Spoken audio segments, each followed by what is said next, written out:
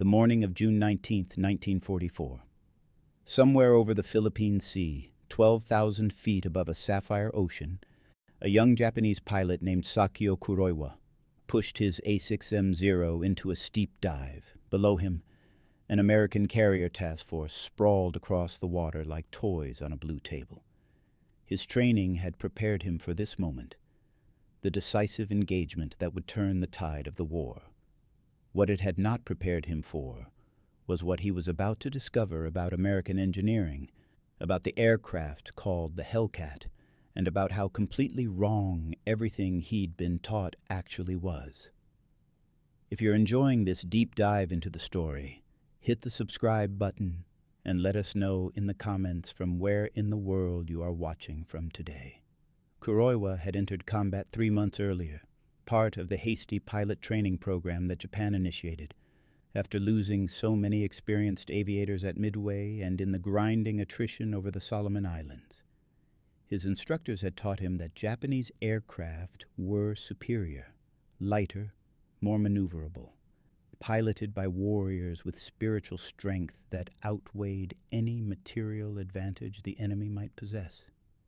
They had shown him silhouettes of American planes, the stubby F-4F Wildcat, and now, increasingly, a larger aircraft, the F6F Hellcat. "It's just a bigger Wildcat," his instructor had said. "Heavier, slower to turn. You can outmaneuver it." But there was something his instructors hadn't told him, something they themselves didn't fully understand. The Americans hadn't just built a bigger fighter, they had built a flying tank.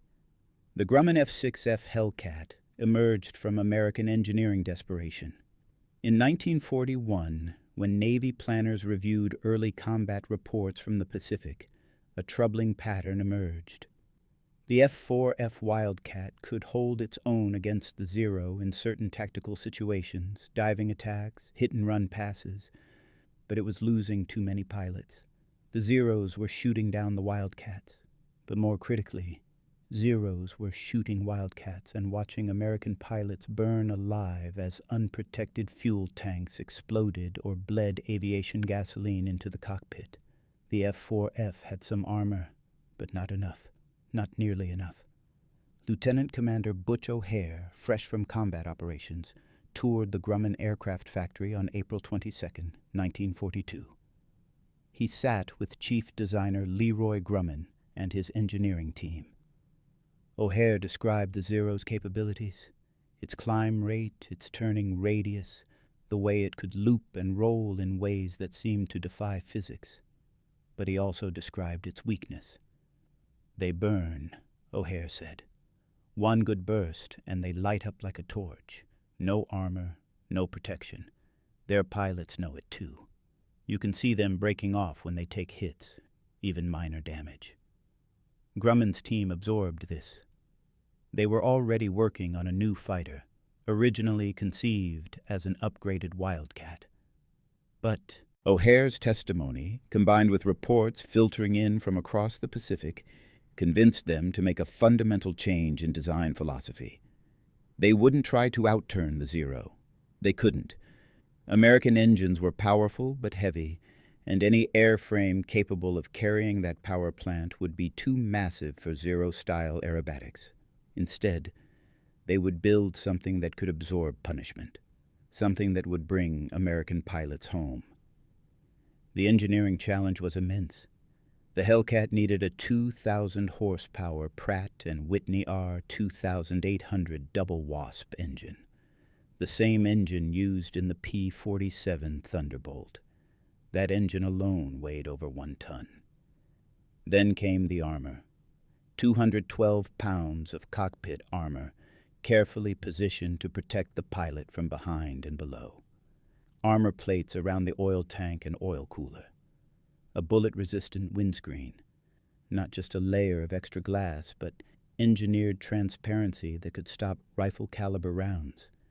Then the fuel system. This was where American engineering truly diverged from Japanese design philosophy.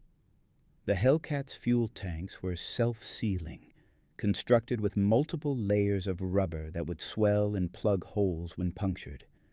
If a bullet or shell fragment pierced the tank, the rubber compound would expand on contact with aviation fuel, sealing the breach within seconds. Japanese fighters lacked this technology entirely. A single tracer round into a Zero's fuel tank would transform the aircraft into a fireball. The Hellcats' designers went further. They covered the control surfaces, ailerons, elevators, rudder, with fabric instead of aluminum sheeting. This wasn't a cost-cutting measure. Fabric had a peculiar advantage in combat. Bullets and shrapnel passed through it, leaving small, clean holes. Aluminum sheeting, by contrast, would tear and buckle, potentially jamming control surfaces. Fabric could be shredded by gunfire, and the aircraft would remain controllable. By October 1942, the first production F6F3 models rolled out of Grumman's Bethpage factory on Long Island. The aircraft was massive by carrier fighter standards, 13,000 pounds fully loaded compared to the Zero's 6,000 pounds. It looked brutish next to the Zero's elegant lines, but it was exactly what the Navy needed.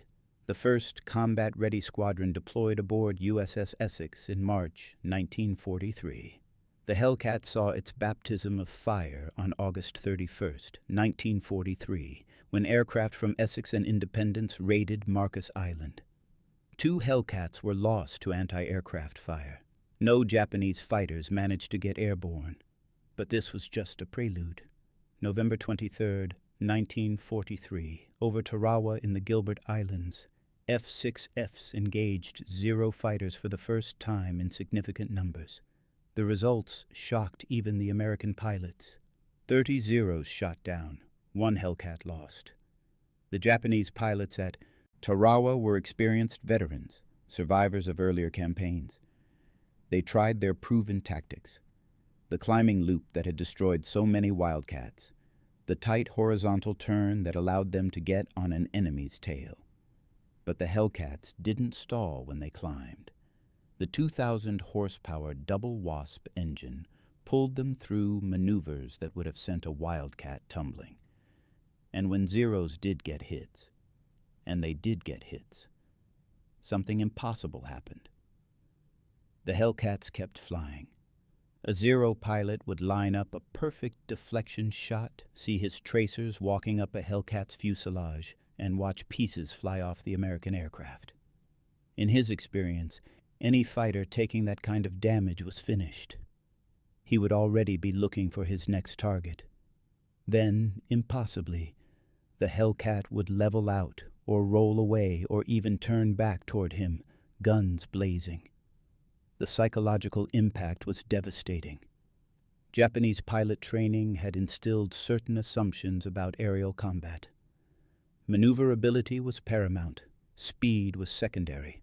Armor was unnecessary weight that compromised performance. A warrior's spirit, properly cultivated, was worth more than crude mechanical advantages. These weren't just tactical doctrines. They were cultural beliefs, woven into the fabric of Japanese military philosophy. The Hellcat violated all of it. Ensign Robert Duncan, deployed with Fighting Squadron 5 aboard USS Yorktown in the fall of 1943, became the first pilot to score a victory against a Zero while flying a Hellcat. His second encounter illustrated the brutal education Japanese pilots were about to receive. Japanese Warrant Officer Toshuki Sueda had 9 confirmed victories. He was very good at a specific tactic, luring F4F Wildcats into a climbing loop. The Wildcat, less powerful and heavier relative to its engine than the Zero, would stall partway through the climb. Sueda would wing over, drop on the helpless Wildcat, and destroy it. It had worked 9 times.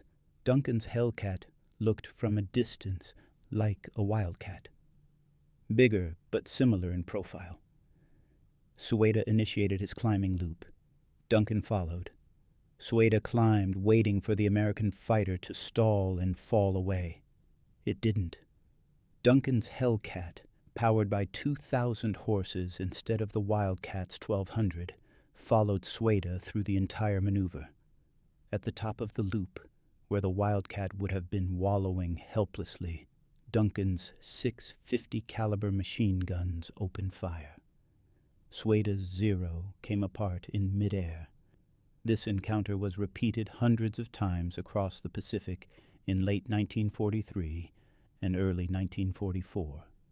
Japanese pilots who had survived against Wildcats, who had developed tactics specifically designed to exploit the earlier fighters' limitations, discovered that those tactics were worse than useless against the Hellcat. They were suicidal. The material disparity went beyond performance. It was about survival. A Zero hit by even a few 50 caliber rounds faced catastrophic damage. The lightweight construction that gave it superlative maneuverability meant that structural members were thin, easily fractured. The lack of armor meant that any hit to the cockpit area could kill or incapacitate the pilot. The unprotected fuel tanks meant that fire was an ever-present threat. The Hellcat, by contrast, seemed almost indestructible by comparison. Hellcat pilots returned to their carriers with aircraft that looked like they'd flown through a storm of metal. Bullet holes punched through wings and fuselage, control surfaces tattered, oil coolers punctured, leaving dark streaks down the fuselage. And yet the aircraft flew. The pilots were uninjured, protected by their armor plate cocoon. The self-sealing tanks had done their job. The rugged airframe had absorbed damage that would have destroyed 3 Zeros. This wasn't theoretical. Navy maintenance crews documented the damage. Aircraft would land with dozens of bullet strikes, small caliber hits from Zero's 7.7 millimeter machine guns, 20 millimeter cannon shells, even ground fire from Japanese installations. The Hellcat would be patched, repaired, and sent back into combat within hours. By early 1944, Japanese pilot reports began reflecting a disturbing reality. American pilots were not only more numerous, they were flying aircraft that seemed impossible to kill. Japanese squadron commanders read debriefings describing direct hits on Hellcats that produced no visible result. Pilots who had emptied their 20 millimeter cannons, 60 rounds per gun, 120 total, into American fighters, watching them fly away. The Japanese understood, intellectually, that the Americans had better resources. They knew about American industrial capacity, at least in abstract terms. But there's a difference between knowing something intellectually and experiencing its consequences at 12,000 feet with your ammunition gone and a Hellcat turning toward you, seemingly undamaged despite the hits you just landed. Some Japanese pilots began refusing to engage unless they had overwhelming numerical superiority. Others became more aggressive, pressing attacks closer, trying to get killing shots before the Hellcat could return fire. This often meant dying, because pressing close to a Hellcat meant entering the kill zone of 650 caliber machine guns, each loaded with 400 rounds. The Hellcat's armament was straightforward but devastating. 6M2 Browning machine guns, 3 in each wing. Each gun fired at a rate of 800 rounds per minute. A 2-second burst put 260 rounds into the air. The guns were harmonized, aligned so their fire converged at a specific distance, typically 250 to 300 feet ahead of the aircraft. Within that cone of convergence, the concentration of fire could see a Zero in half, and the Hellcats had ammunition to spare. 400 rounds per gun meant nearly half a minute of continuous fire. In practice, pilots fired in short bursts, making the ammunition last for multiple engagements. This was a luxury Japanese pilots didn't have. Zero cannon ammunition was limited. 60 rounds per gun. A 5-second burst and you were down to your machine guns. The Hellcat pilot could afford to be profligate. Miss a burst, fire another, and another. Eventually you'd hit. The psychological dimension of this material advantage cannot be overstated. A Japanese pilot knew every time he entered combat that his ammunition was limited, his aircraft was fragile, and any significant damage meant death or ditching in the ocean. The Hellcat pilot knew his aircraft could take punishment, his guns had ammunition to spare, and even if damaged, he had a reasonable chance of flying back to his carrier. This affected decision-making in combat. The Japanese pilot had to be precise, had to make every attack count, and had to avoid taking damage at all costs. The Hellcat pilot could be aggressive, could absorb a hit or two while maneuvering for a shot, could spray bullets in a general direction, and trust that sheer volume of fire would produce results. By mid-1944, the disparity had become crushing. The Battle of the Philippine Sea, fought on June 19th and 20th, 1944, represented the Hellcats' supreme moment. Japanese carriers launched strike after strike against the American fleet. 480 F6Fs from 15 American carriers rose to meet them. The resulting slaughter became known as the Great Marianas Turkey Shoot. First wave. 69 Japanese aircraft launched, 42 shot down. Second wave, 128 aircraft, over 100 destroyed. Third wave, 47 aircraft, 40 shot down. By day's end, the Japanese had lost 240 aircraft from their carrier force. Another 30 suffered operational damage. American losses, 29 aircraft, most to accidents rather than enemy action. The Hellcat accounted for the vast majority of American victories, and critically, the Japanese weren't facing green American pilots anymore. By mid-1944, the U.S. Navy had established an extensive training pipeline. New Hellcat pilots arrived at their squadrons with 300 hours of flight time, more than many Japanese pilots had accumulated in their entire careers. They had practiced gunnery until they could track targets in their sleep. They had drilled tactical formations until wingman coordination was instinctive. But even average American pilots could achieve results in the Hellcat because the aircraft forgave mistakes. Misjudge a turn. The armor might save you when the Zero gets a shot. Take battle damage. The self-sealing tanks and rugged construction might get you home. Run low on ammunition. You probably fired 400 rounds before that became an issue.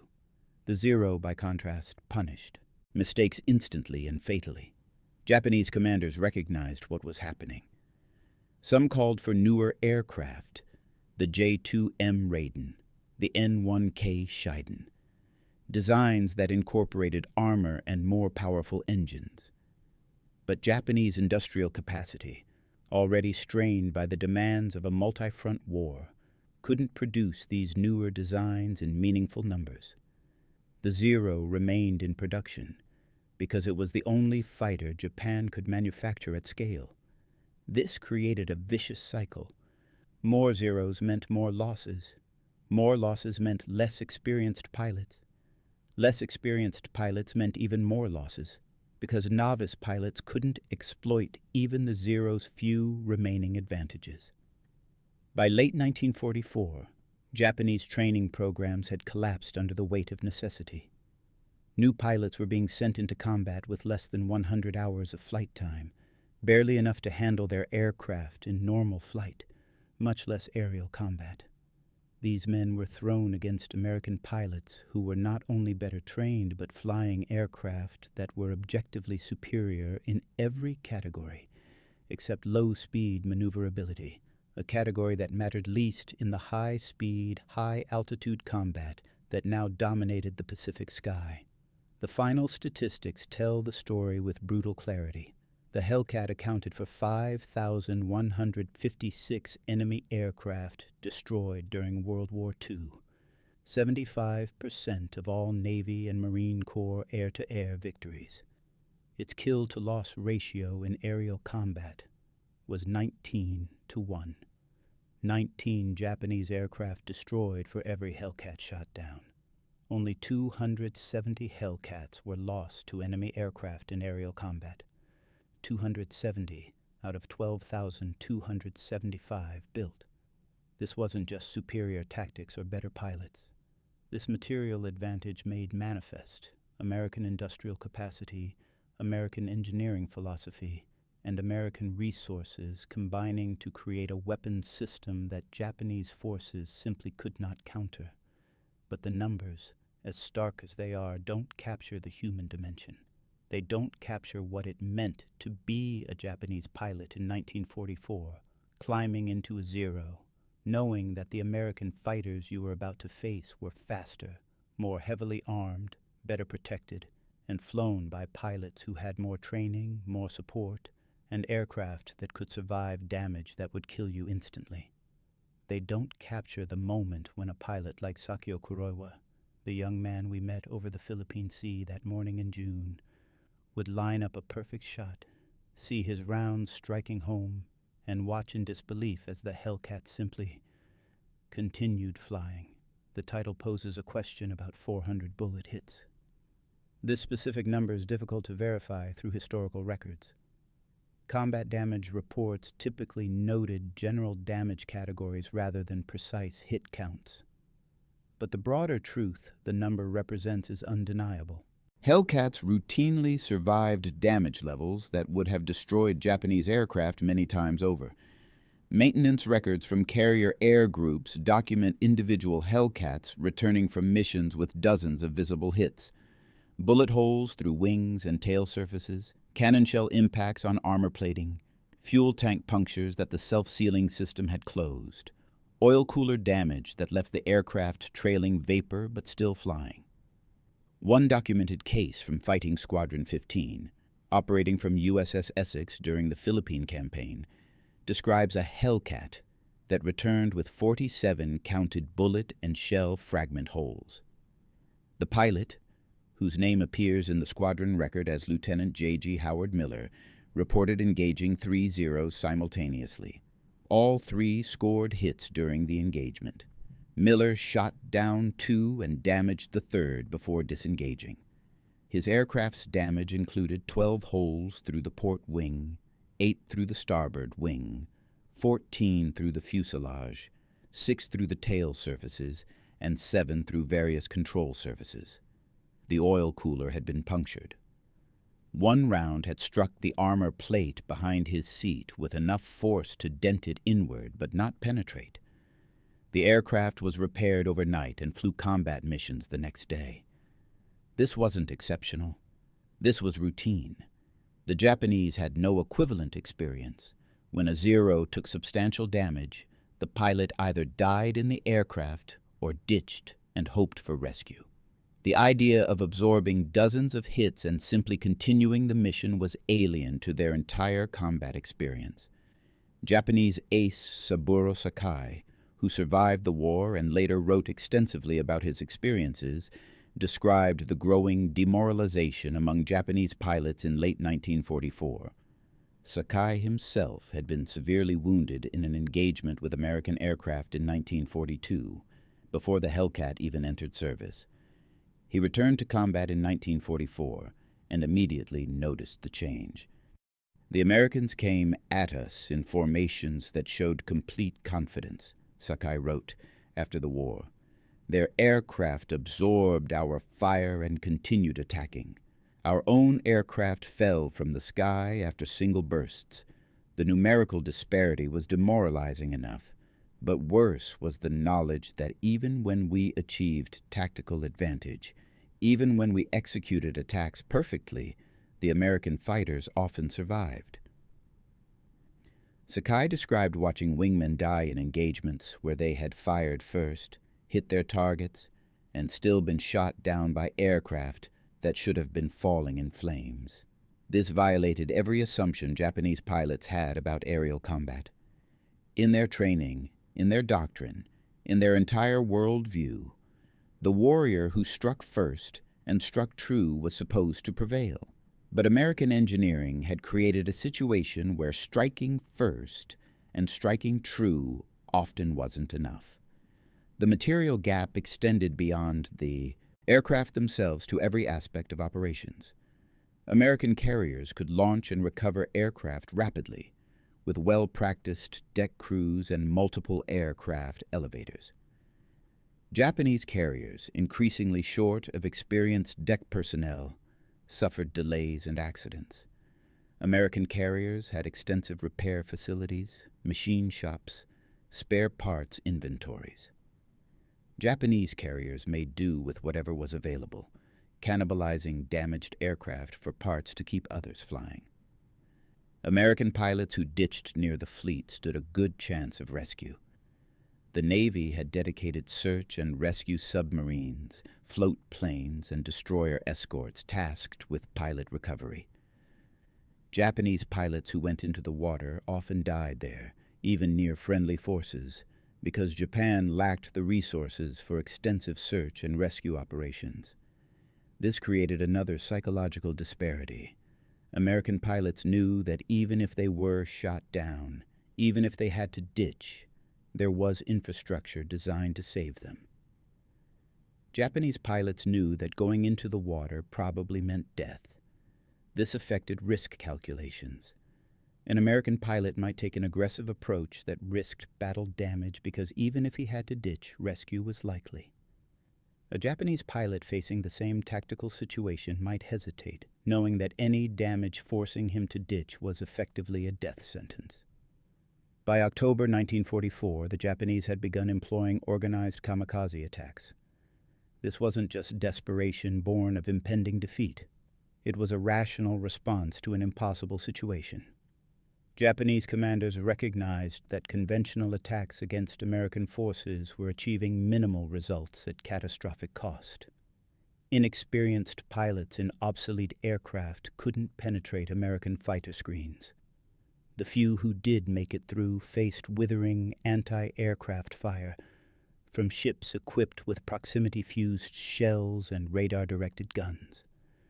But a pilot who didn't need to return, who only needed to reach a ship and crash into it, didn't need extensive training, didn't need to survive combat, didn't need to dogfight Hellcats, just enough skill to take off, navigate to the target, and aim his aircraft at a ship in the final moments. The first organized kamikaze attacks occurred during the Battle of Leyte Gulf in late October 1944. Zeros, many flown by pilots with less than 60 hours total flight time, loaded with bombs and additional fuel, dove on American ships. Some got through, many didn't. Hellcats shot them down by the dozens. But this was the end point of a process that had begun when the first Hellcats engaged the first Zeros over Tarawa. The Japanese had entered that engagement believing their fighters were superior, their pilots better trained, their tactics proven. They discovered, over the course of 12 months, that all of these assumptions were wrong. Not slightly wrong, catastrophically wrong. The Hellcat exposed the fundamental flaw in Japanese aviation doctrine. The belief that offensive capability, maneuverability, range, rate of climb could substitute for defensive capability. The belief that a warrior's spirit could overcome material disadvantage. The belief that sophisticated tactics could defeat superior engineering. These beliefs had worked in China, where Japanese forces faced poorly equipped and trained opposition. They had worked in the early Pacific War, where American forces were caught unprepared, flying obsolete aircraft, lacking experience. But once American industry mobilized, once American training programs matured, and once American engineers designed aircraft specifically to counter Japanese strengths while exploiting Japanese weaknesses, those beliefs became lethal delusions. The young pilot we met at the beginning of this story, Sakio Kuroiwa, did not survive June 19, 1944. His Zero was shot down during the second wave of attacks during the Battle of the Philippine Sea. The Hellcat pilot who shot him down, whose name appears in the after-action report as Ensign Richard Stambuk of Fighting Squadron 15, described the engagement in his debriefing. Enemy aircraft, Type 0, approached from starboard in a diving turn. I maneuvered to meet him and we merged head-on. I opened fire at approximately 400 feet. Observed strikes on enemy aircraft's engine, cowling, and wing root. Enemy aircraft began trailing smoke immediately, continued firing through the merge. Enemy aircraft rolled inverted and entered a spin. Observed no parachute. Enemy aircraft impacted water approximately 3 miles north of the task force position. Stanbook's aircraft returned to Essex with minor damage. 3 bullet holes through the port wing from a different engagement earlier that day. The holes were patched. The aircraft flew missions the next day. If you find this story engaging, please take a moment to subscribe and enable notifications. It helps us continue producing in-depth content like this. This was not an unusual engagement. It was entirely typical. The difference in outcome, Kuroiwa dead, Stanbook flying missions the next day, reflected not individual skill or courage, but the material reality of the aircraft they flew. Kuroiwa's Zero had no armor, no self-sealing tanks, a lightweight airframe designed for maneuverability at the expense of survivability. When Stanbook's 50 caliber rounds struck the engine and wing root, they ignited fuel, fractured structural members, and likely killed or incapacitated Kuroiwa immediately. The Zero, streaming fire, fell into the ocean. Stanbook's Hellcat, hit by Japanese fire during a separate engagement, absorbed the damage. The bullets punched through aluminum skin and exited cleanly. No fuel tanks were hit. No control surfaces were seriously damaged. Stanbook flew back to his carrier, landed safely, and went to get lunch while maintenance crews patched the holes. This pattern repeated across the Pacific Theater from late 1943 through the end of the war. Hellcats engaged Japanese aircraft and won not through superior pilot skill, though American training was increasingly superior, but through superior aircraft design. The Hellcat was faster than the Zero above 15,000 feet. It could outdive the Zero at any altitude. It could outclimb the Zero above 10,000 feet. It had more firepower, more ammunition, more armor, better survivability, and could operate from carriers with greater efficiency. The only category where the Zero remained superior was low-speed maneuverability, the ability to execute tight turns below 200 miles per hour. This advantage was essentially meaningless in practice because Hellcat pilots were trained not to dogfight at low speeds. They made high-speed passes, used their speed advantage to disengage if necessary, and avoided the slow-speed turning fights where the Zero might gain advantage. American tactical doctrine, developed through hard experience and refined constantly throughout the war, emphasized playing to the Hellcat's strengths: speed, firepower, durability. Japanese pilots found themselves unable to dictate the terms of engagement. If they tried to force slow-speed dogfights, Hellcat pilots simply refused and used their speed advantage to escape or reposition. If Japanese pilots tried to use their own speed to disengage, they discovered the Hellcat was faster in level flight and vastly faster in a dive. There was no tactical solution to a material problem of this magnitude. Japanese engineering teams recognized the issue. They designed newer aircraft, the A6M Repu, intended as a Zero replacement with armor, self-sealing tanks, and a more powerful engine. The J2M Raiden, designed for high-speed interception. The N1K Shiden, a land-based fighter that incorporated lessons from combat against American aircraft. But these aircraft entered service too late and in too few numbers to affect the war's outcome. Japanese industrial capacity, hammered by American submarines, cutting off raw material supplies, damaged by bombing campaigns against the home islands, simply couldn't produce modern fighters at the scale necessary to compete with American production. In 1944, Grumman's Bethpage factory produced over 6,000 Hellcats. In the same year, Japanese factories produced approximately 4,000 fighters of all types, many of them obsolete designs. The Americans were outbuilding Japan 6-1 in modern carrier fighters alone, while simultaneously producing thousands of other aircraft types.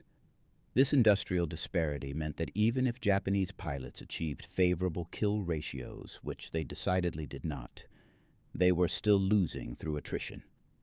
Every Japanese aircraft lost was difficult to replace. Every pilot killed was nearly impossible to replace, because the training infrastructure had collapsed under the pressure of war. Every American aircraft lost was replaced within weeks.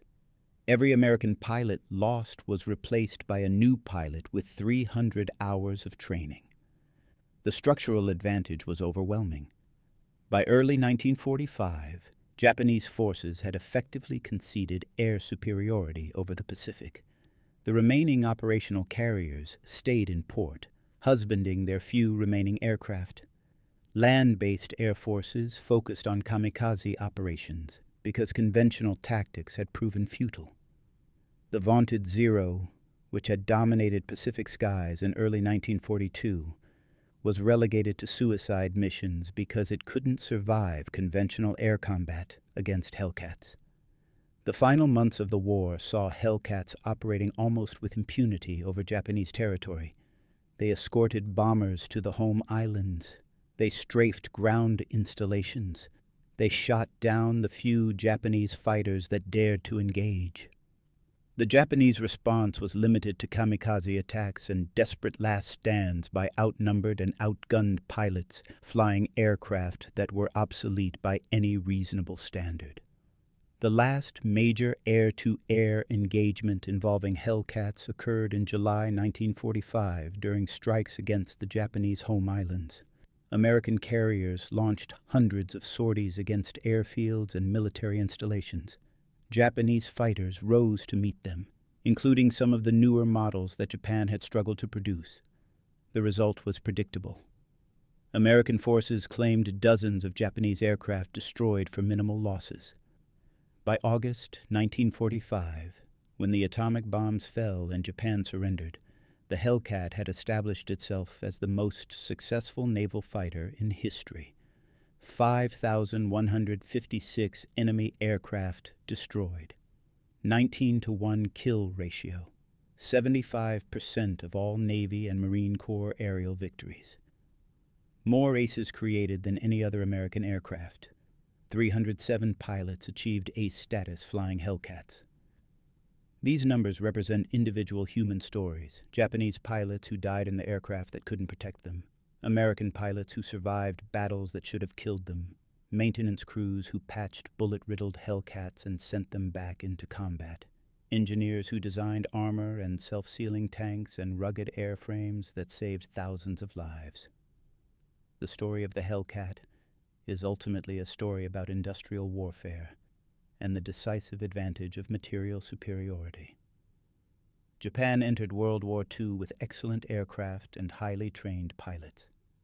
But Japan lacked the industrial capacity to sustain a long war against an opponent with vastly greater resources. When American industry mobilized, when American engineering focused on the problem of Pacific air combat, the result was inevitable. The Hellcat wasn't just a better fighter plane. It was the physical embodiment of American industrial and technological superiority. Every 212 pounds of armor plate represented steel mills working around the clock. Every self-sealing fuel tank represented chemical engineering advances that Japan couldn't match. Every Pratt & Whitney double WASP engine represented manufacturing capacity that dwarfed anything Japan could produce. The Hellcat's ability to absorb punishment, whether it was 400 hits or 40 or 4, represented a fundamental difference in design philosophy and industrial capability. American engineers could afford to add weight for protection because American engines were powerful enough to carry it. American forces could afford to prioritize pilot survivability because American training programs could produce new pilots, but only if the pilots survived long enough to gain experience. Japan made different choices, dictated by different constraints. Japanese engineers minimized weight to maximize performance with the engines available to them. Japanese commanders accepted higher pilot losses because they believed superior training and warrior spirit would compensate. By the time they recognized these assumptions were wrong, it was too late to course correct. The young men who flew Zeros in 1944 and 45 weren't inferior pilots or cowards.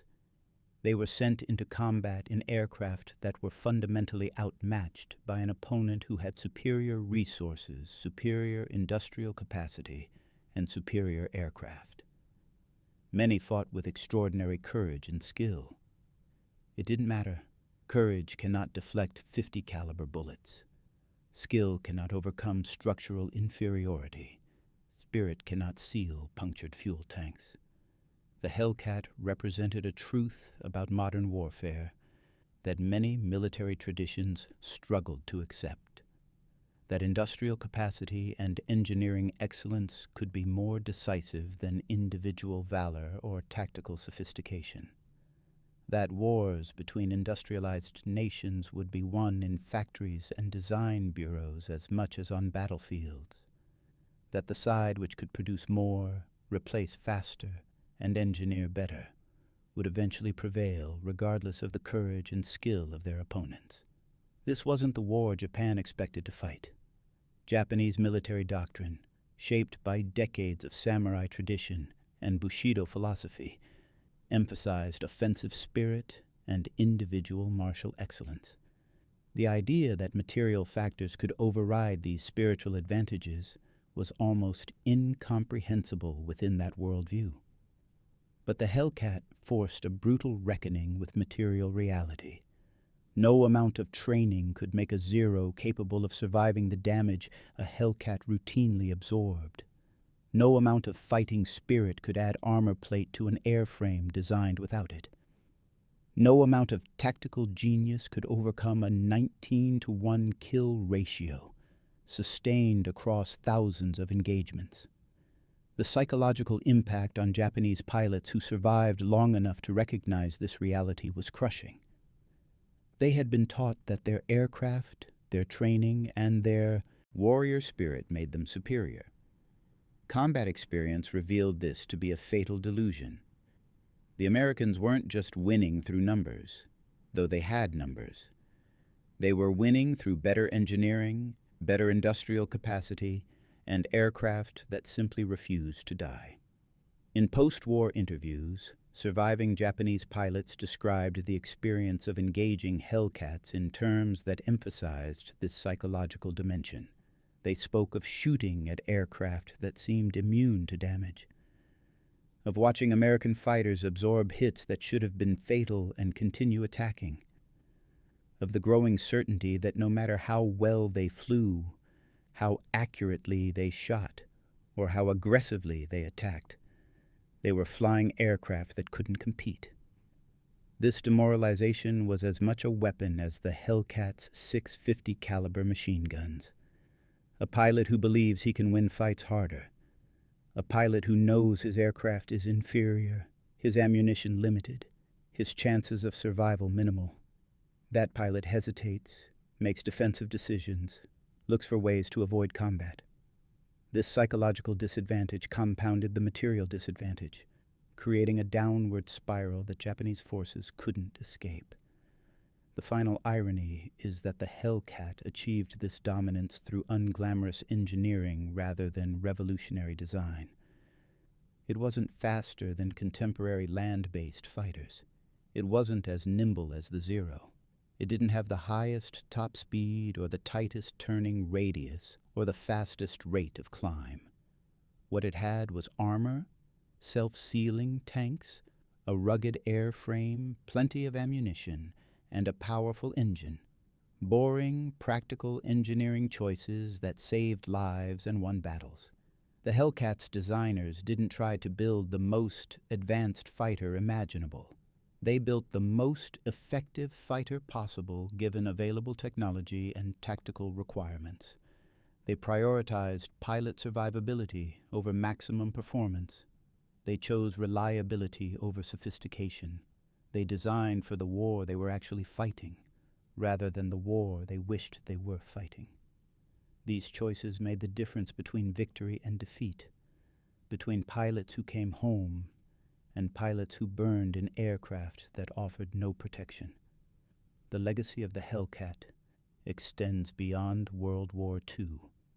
The lessons taught about the importance of pilot protection, about the value of rugged construction over maximum performance, about the decisive advantage of industrial capacity.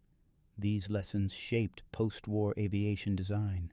Modern fighters incorporate extensive armor, redundant systems, and damage tolerance. These features add weight and complexity, but they bring pilots home alive. The F6F Hellcat flew in combat for less than 2 years. In that brief period, it fundamentally altered the balance of power in the Pacific, destroyed Japanese naval aviation as an effective force, and demonstrated the decisive importance of material superiority in industrial warfare. It did this not through revolutionary technology or brilliant innovation, but through solid engineering, adequate resources, and design choices that prioritized what actually mattered in combat, bringing pilots home alive. The young Japanese pilots who faced Hellcats in the skies over the Pacific learned this lesson in the hardest way possible. Many didn't survive the learning. Those who did carried the knowledge that they had been sent to fight a war their aircraft couldn't win, against an enemy whose industrial capacity rendered individual courage and skill ultimately irrelevant. The Hellcat could take punishment that would destroy lesser aircraft. Whether that was 400 hits or 40 or 4, the principle remained the same. American engineering had created a fighter that refused to die, and that refusal, replicated across thousands of aircraft and tens of thousands of engagements, broke the back of Japanese naval aviation and helped secure victory in the Pacific War. Thank you for watching. For more detailed historical breakdowns, check out the other videos on your screen now, and don't forget to subscribe.